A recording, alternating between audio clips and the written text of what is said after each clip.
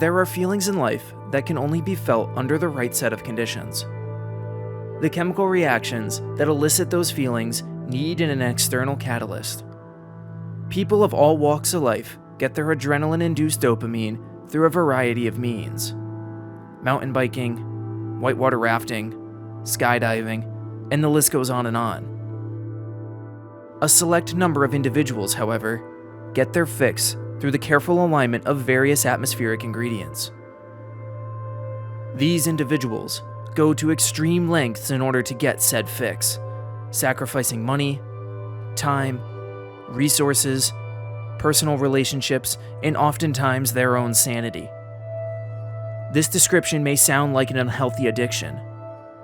From the outside looking in, it probably is, but for us storm chasers, the journey of highs and lows are all a part of that feeling we crave. The ability to quench that thirst is determined by a number of factors, both personal and external. Mostly, it comes down to the cooperation of Mother Nature. Climatologically speaking, May through June is the peak season for storm activity on the Great Plains. That doesn't mean, however, storms are guaranteed.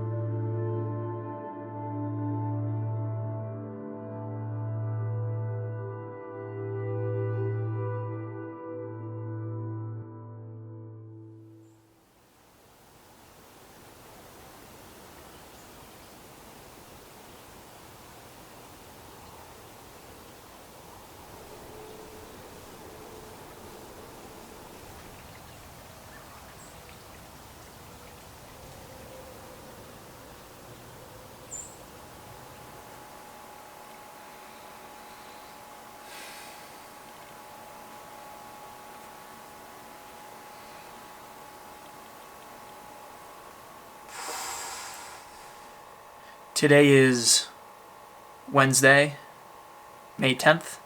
We leave for the Great Plains on Sunday, so 4 days from now.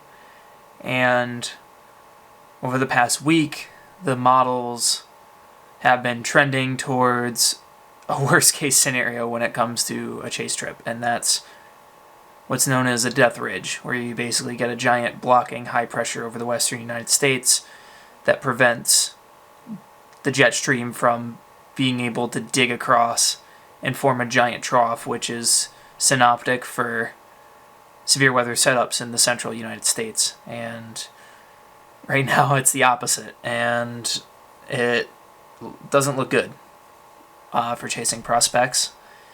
And the way, the time that I have available from taking work off and those kind of things, we're kind of stuck with these 2 weeks, and what has made it worse is that this week now has looked fantastic. And today, Wednesday, was a great severe weather setup in eastern Colorado and western Kansas. Tomorrow is going to be a classic Central Plains chase, and by the time we get out there, that last trough is going to be gone and the ridge is going to be in place, which really stinks when this is something that you look forward to all year. After coming home from last year's trip, I was already starting to think about the next trip. And at the moment, the first week at least is probably a dud. And it's probably just going to be a sightseeing trip at that point. Storms are not really going to be in the forecast. Very marginal days, if that, and then if we can hope for the best that maybe something recovers by our last week out there. It's the tough part about chasing Mother Nature, especially when you have a life around you that you gotta live, I don't have the fortune at the moment to pursue this full-time, to do weather full-time like some other individuals have, and that's not on them, it's on me ultimately. I chose a different career path, and while I work to try to make a career path in weather, I'm not there yet, and I'm limited to my 2 weeks out in the plains with my paid time off. And when the weather doesn't cooperate, it stings. And I'm not going to lie, I've been pretty upset this entire week about it. And you can only hope for the best, right? What more can you ask for? So we still depart Sunday. We'll be heading out that way and gear in tow, and worst comes to worst, we go to national parks and stuff like that and hope for the best that, maybe we'll get a storm or two. I mean, right now, tornadoes are out of the question. I'll just be happy with a couple good supercells at the end of this trip if that's the case, but we're going to make do, and we'll see what kind of journey we have along the way.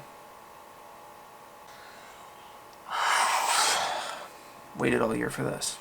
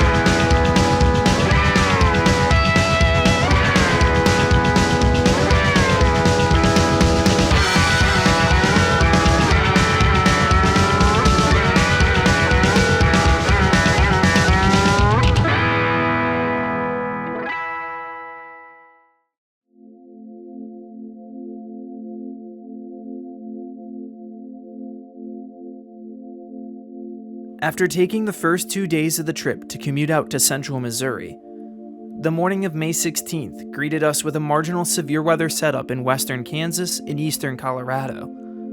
Subtle flow, modest moisture, and enough instability to warrant the morning sprint out west across the state of Kansas for some slow-moving storms that may even develop into supercells.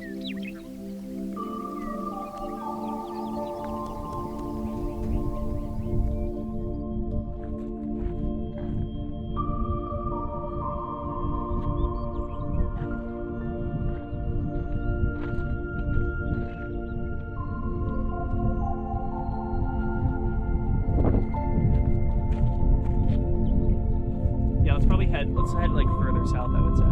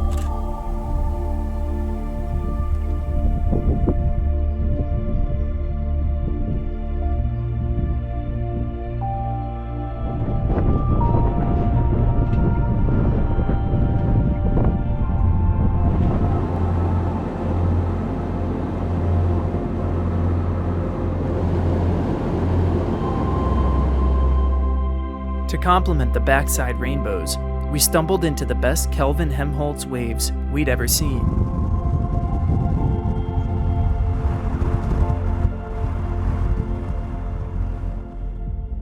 By the time we were done playing with the backside artifacts of the earlier storms, a supercell emerged near the Kansas-Nebraska border, north of Goodland. And we're closing in on this organized supercell north of St. Francis, Kansas.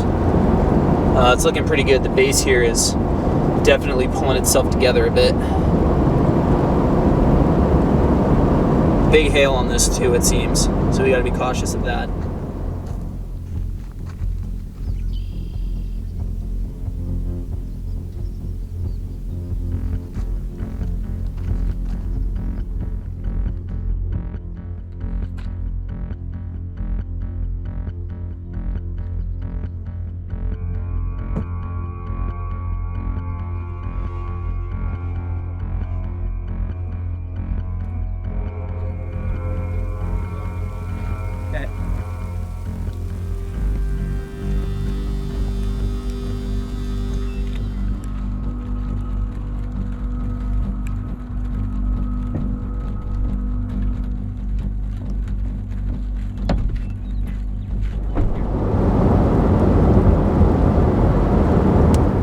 What a sky.